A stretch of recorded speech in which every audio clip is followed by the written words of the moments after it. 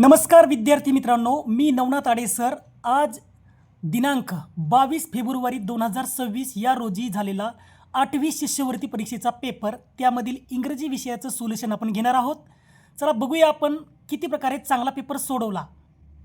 माझ्याकडे इंग्रजी विषयाचा डी सेट पेपर आहे. तुमच्याकडे ABC जो सेट असेल त्यानुसार तुम्ही तो प्रश्न चेक करा, कारण सर्व प्रश्न एकच असतात, फक्त त्यांचा सेटनुसार खालीवर प्रश्न आलेला असतो, तो तुम्ही तुमच्या प्रश्नानुसार चेक करायचा आहे. सेट डी मधला पहिला प्रश्न दिलेला आहे सेक्शन 1 मध्ये इंग्लिश. पहिला आहे a soft slow song to put children to sleep is called. आता लहान मुलं जे काही झोपतात त्यावेळेस म्हटलं जाणारं गाणं कोणतं, तर ते साहजिकच आहे ललबाय. आपण शिकलेलो आहोत. तर क्वेश्चन नंबर 1चं ऑप्शन नंबर 2 आहे ललबाय. तर सेकंड क्वेश्चन आहे it is the history of the life of a person written by himself, what's it.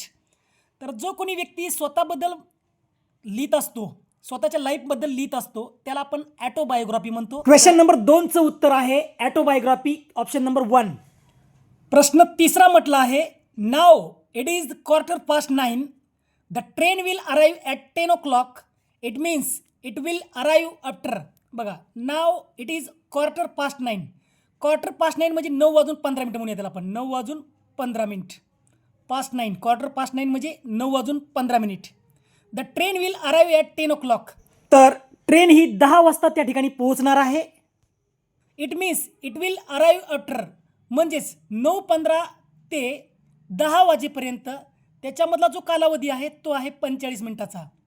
तर आपलं पर्याय क्रमांक 1 हे त्याचं उत्तर असणार आहे. क्वेश्चन नंबर 4 आहे कम्प्लीट द स्लोगन.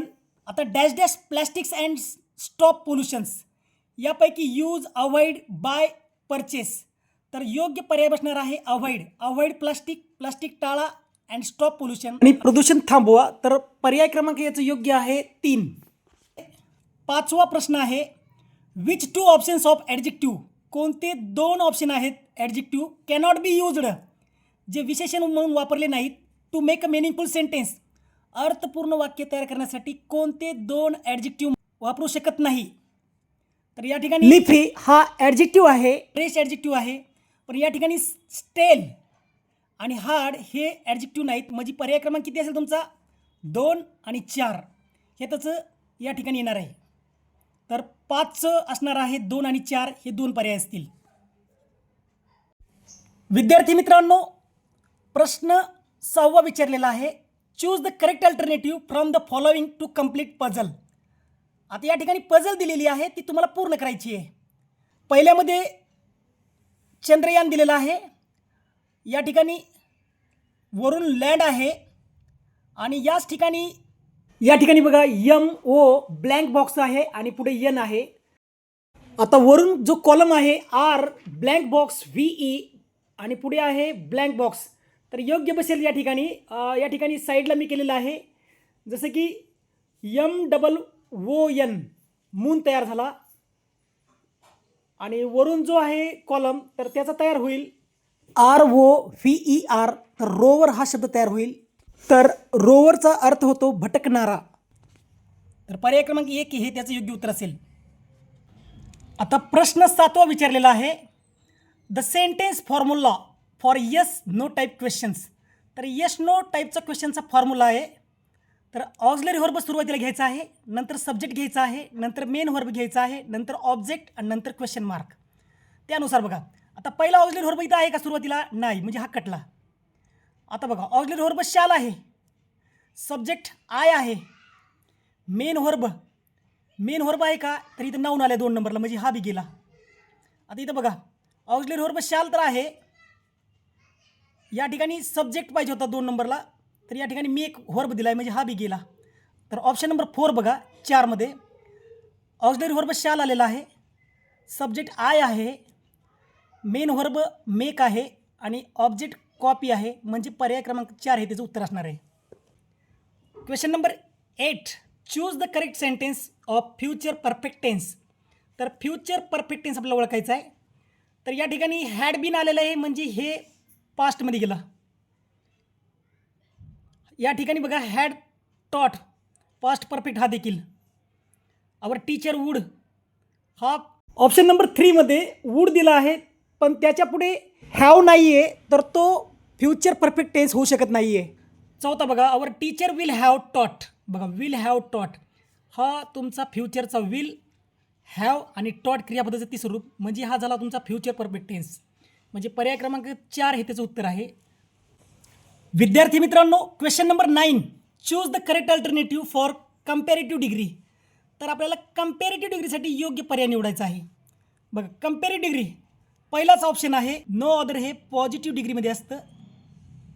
या ठिकाणी सेकंड ऑप्शन बघा, all birds had as gorgeous tail as other birds. तर या ठिकाणी ॲज वापरलेला आहे, म्हणजे हा पॉझिटिव्ह डिग्रीमध्ये आहे. ऑप्शन नंबर 3 काय म्हणतो बघा, many birds had more gorgeous tail like peacock. या ठिकाणी more gorgeous tail like peacock यामध्ये मोर आहे, कंपॅरेटिव्ह होऊ शकते, परंतु या ठिकाणी बघा मेनी बर्ड्स हॅड म्हणजे या ठिकाणी पिकॉकनी सुरुवात व्हायला पाहिजे होती, तर ती झालेली नाही आहे, म्हणजेच या ठिकाणी हे वाक्य रॉंग असू शकते. आता ऑप्शन नंबर 4 बघा, the peacock's tail had more gorgeous than any other birds. तर या ठिकाणी योग्य त्या पिकॉकनी सुरुवात झालेली आहे, मोर आहे आणि दॅन एनी अदर आहे, म्हणजेच हे वाक्य बरोबर आहे. कंपॅरेटिव्हनुसार योग्य उत्तर ऑप्शन नंबर 4 असेल. आता बघा, instructions for questions number 10 and 11. तर 10 आणि 11साठी तुम्हाला या ठिकाणी एक पॅसेज दिलेला आहे. तर 10वा प्रश्न आणि 11वा प्रश्न तुम्हाला या पॅसेजमधून पूर्ण करायचा आहे. तर त्याचे उत्तर शोधूया आपण. तर closed shoes not allowed in examination halls हा 7वीचा पॅसेज ॲज इट इज आलेला आहे, त्यामुळे हा आपण शिकलेलो आहोत. याची उत्तरे सोपी आहेत. क्वेश्चन नंबर 10 विचारलेला आहे, who is conducting the entrance test. तर एंट्रन्स टेस्ट कोण घेणार आहे, तर या संदर्भात उत्तर वर आहे. आणि बघा, Shivam institute of innovative technology Bengaluru. Question number 10चं ऑप्शन नंबर आहे 4, Shivam institute of innovative technology Bengaluru. आता 11मध्ये बघा, चूज 2 करेक्ट ऑप्शन्स, म्हणजे 2 ऑप्शन तुम्हाला बरोबर निवडायचे आहेत, योग्य ते. This year the prestigious institutes issued a list of. तर यावर्षी जी प्रतिष्ठित अशी इन्स्टिट्यूट आहे त्यांनी एक लिस्ट इश्यूड केलेली आहे. तर ती लिस्ट कोणती बघा. तर बघा या ठिकाणी हे बघा, Shivam institute of innovative technology Bengaluru has recently issued a list of dose and don'ts. हे त्याचं उत्तर असायला पाहिजे. तर ऑप्शन नंबर 1 डोज आणि ऑप्शन नंबर 2 डोंट्स हे योग्य उत्तर आहे. विद्यार्थी मित्रांनो, क्वेश्चन नंबर 12 बघा, choose the correct alternative to explain the underlined phrase food cloth and shelter are bread and butter for human beings. तर food clothes and shelter are bread and butter, तर माणसासाठी ती ब्रेड अँड बटर आहेत असा याचं योग्य आपल्याला correct alternative निवडायचं आहे. तर करेक्ट अल्टरनेटिव्ह काय येईलच बघायचा, करेक्ट पर्याय. तर फास्ट फूड आयटम्स आहेत का हे, तर मुळीच नाहीच. फूड क्लॉथ्स अँड शेल्टर हे नाहीच. स्प्राउट्स नाहीच. बॅलन्स्ड डाएट हे म्हणता येणार नाही, कारण बॅलन्स डाएट वेगळा आहे, हा इथं क्लॉथ म्हटलेला आहे, शेल्टर म्हटलेला आहे. तर हे काय म्हणता येईल आपल्याला, ऑप्शन नंबर 3 बघा, एसेन्शियल थिंग्स फॉर लाईफ. तर एसेन्शियल थिंग्स फॉर लाईफ हे त्याचं योग्य ऑप्शन असेल. तर 12चं ऑप्शन नंबर 3 हे योग्य आहे. 13 बघा, आता choose the correct alternative when shall we conduct the entrance test. तर या ठिकाणी बघा तुम्हाला योग्य ते अल्टरनेटिव्ह निवडायचा, योग्य पर्याय. तर वेनने प्रश्न तयार झालेला आहे, शेवटी क्वेश्चन मार्क आहे. तर आपल्या सर्व क्वेश्चन आहे इंट्रॉगेटिव्ह सेंटेन्स. विद्यार्थी मित्रांनो, क्वेश्चन नंबर 14 बघा, fill in the blanks with the proper modal auxiliary showing advice. तर या ठिकाणी योग्य तुम्हाला मॉडल ऑक्झलरी व्हर्ब वापरायचा आहे. तर बघा या ठिकाणी क्वेश्चन आहे, यू लुक टायर्ड. तू थकलेल्यासारखा दिसतोस, तू थकलेला दिसतोस. You dash dash lie down and rest. तू काय कर, झोप आणि विश्रांती घे. तर या ठिकाणी कॅन होऊ शकणार नाही आहे, मे सुद्धा होणार नाही आहे, शूड होईल. यू शूड म्हणजे पाहिजे. You look tired, you should lie down and rest. Option number 3 should हे योग्य उत्तर आहे. क्वेश्चन नंबर 15 बघा, choose the correct alternative of indirect speech. तर या ठिकाणी तुम्हाला इनडायरेक्ट स्पीचचं योग्य ते अल्टरनेटिव्ह निवडायचं आहे, पर्याय निवडायचा आहे. Why are we here asked a boy to his mother. तर या ठिकाणी प्रश्न आलेला आहे इनडायरेक्ट स्पीचमध्ये. तर याचं योग्य उत्तर काय असणार आहे बघा, आता या ठिकाणी बघा, याचं इनडायरेक्ट कसं होईल बघा. याच्यामध्ये आस्कड हे रिपोर्टिंग व्हर्ब असतं या ठिकाणी. तर a boy asked his mother प्रत्येकाला वापरलेलं आहे. A boy asked his mother, a boy asked his mother, a boy asked his mother, a boy asked his mother. आता याच्यामध्ये जे काही कंजेक्शन नसते, दिलेला जो डब्ल्यूच वर्ड असतो तोच असतो. इथे दिलेला आहे, या ठिकाणी दिलेला आहे, या ठिकाणी दिलेला आहे, या ठिकाणी दिलेला आहे. आता बघा, गंमत कुठे असते, तर या ठिकाणी याचे इनडायरेक्ट करत असताना आरच्या अगोदर आपण वीचा विचार करत असतो. तर वी कोण आहेत, तर वीचं याचं इनडायरेक्ट होईल या ठिकाणी दे होईल. काय होईल, दे.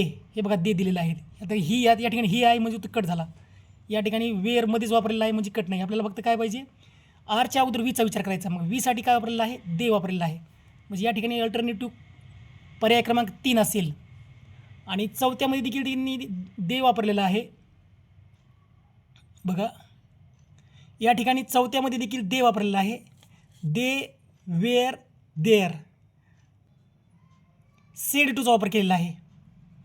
आणि हे आस्कडचा वापर केलेला आहे या ठिकाणी. तर आस्कड हा योग्य येईल. तर 15चं ऑप्शन नंबर 3 हा योग्य असेल. कारण इनडायरेक्ट डब्ल्यूएच वर्डचं इनडायरेक्ट करत असताना या ठिकाणी आस्कड हे रिपोर्टिंग व्हर्ब वापरलं जातं. हे दोन सेंटेन्स सेम आहे, परंतु या ठिकाणी सेड टू आहे म्हणून हे गलत आहे आणि आस्कड या ठिकाणी आहे म्हणून हे राईट आहे. तर 15चं योग्य ऑप्शन आहे 3. तर question number 16, read the dialogue between teacher and students. विद्यार्थी आणि शिक्षक यामधला हा डायलॉग आहे. तर याचं योग्य तुम्हाला ही रिकामी जागा पूर्ण करायची आहे. Choose the alternative and complete the meaningful dialogues. Student, विद्यार्थी काय म्हणतो बघा, may I go outside the class sir. Sir मी क्लासच्या बाहेर जाऊ का. तर टीचर काय म्हणणार आहे बघा, यात ब्रिंग दॅट बुक हे येणारच नाही आहे. डोंट शाऊट, ओरडू नको असं म्हणणारच नाही आहे. सॉल्व द एक्झरसाइज, बघा सॉल्व द एक्झरसाइज म्हणजे तुला दिलेला जो अभ्यास आहे की तो एक्झरसाइज सोडव असं म्हणते. या ठिकाणी पर्याय ऑप्शन क्रमांक 2 हे योग्य असेल. या ठिकाणी इन्स्ट्रक्शन्स क्वेश्चन नंबर 17 आणि 18साठी दिलेले आहे. Read the passage carefully and choose the correct options. तुम्हाला पॅसेज काळजीपूर्वक वाचायचं आहे आणि योग्य पर्याय निवडायचा आहे. बघा, आता बघा question number 17, it is the first G20 summit to be held in. याचं उत्तर दिलेलं बघा, this is the first G20 summit to be held in south. तर साऊथ आशिया हे त्याचं उत्तर असेल पाहिजे. ऑप्शन नंबर 2 हे त्याचं योग्य उत्तर आहे 17चं. आता त्यामधलं क्वेश्चन नंबर 18 बघा, dash dash is hosting the 19th G20 Sumit in 2023. तर याचं उत्तर पाठीमागे दिलेलं आहे, त्याचं उत्तर आहे इंडिया. तर 18चं उत्तर आहे India. India is hosting the 19th G20 Sumit in 2023 हे त्याचं उत्तर आहे. क्वेश्चन नंबर 19 आणि 21साठी इन्स्ट्रक्शन काय दिलेली बघा, read the passage and choose the correct alternative. Passage वाचा आणि योग्य पर्याय निवडा. क्वेश्चन नंबर 19 आहे, under which organisations Chandrayaan 3 mission was held. तर बघा याचं उत्तर कुठे बघा इथे, the 3rd Indian lunar explorations mission under the Indian space research organisation म्हणजे इस्रो हे त्याचं योग्य उत्तर आहे 1903. 20 बघा, ऑन 14 जुलै 2023 वॉज लॉन्च्ड. तर 14 जुलै 2023ला लॉन्च झाला होता.